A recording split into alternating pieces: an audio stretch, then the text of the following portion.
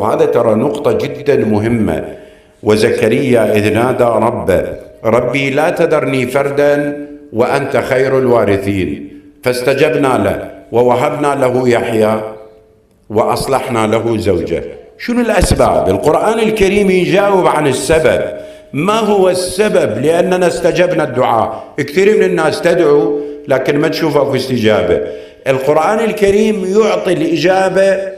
ليش استجبنا لزكريا بهذه السرعة؟ إنهم كانوا يسارعون في الخيرات ويدعوننا رغبا ورهبا وكانوا لنا خاشعين.